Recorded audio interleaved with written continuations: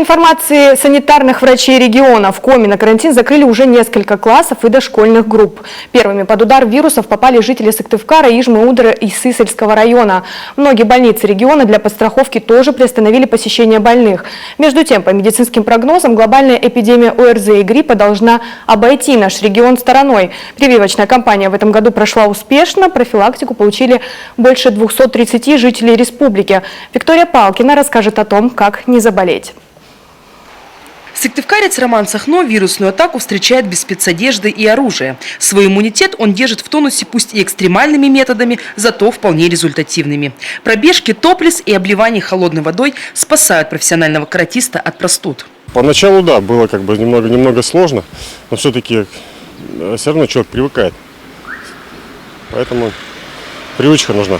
Столичные доктора пропагандируют другой профилактический стиль – вакцинацию. По словам терапевта Марьяны Изюровой, в прошлом году в эти дни работы у нее было в 2 раза больше. Сегодня наплыва пациентов с сезонной простудой нет. Мы провели достаточно большую работу по вакцинопрофилактике населения в этом году. Проводилось это весь осенний период, в сентябре, в октябре, в ноябре. Активно мы выезжали на предприятия, прививали свое население прикрепленное. Привито было достаточно много населения. Детские врачи уже сейчас говорят о небольшом подъеме заболевания. Но массовой вспышки ОРЗ и гриппа быть не должно. И каждому родителю под силу уберечь свое чадо от простуды. По словам педиатров, иммунитет нужно закалять прежде всего свежим воздухом. Меньше сидеть у компьютера, меньше бывать в гипермаркетах, больше быть на свежем воздухе. И, конечно, спать он должен не менее 9-10 часов. Малыши вообще 10 часов. И в 10 часов дети должны спать и высыпаться. Не выспавшийся ребенок, опять же, страдает учебный процесс, и все это снижается, сказывается на иммунитете. Он ослабевает, ребенок становится просто восприимчив к инфекционным заболеваниям. По информации столичных врачей, на первое место сейчас вышли заболевания носоглотки. Именно сухая слизистая оболочка первой попадает под вирусный удар. Некоторые родители занимаются необычной профилактикой, укрепляют органы дыхания ребенка вот на таком тренажере с горным воздухом. По 5 минут дышите, 5 минут отдыхаете.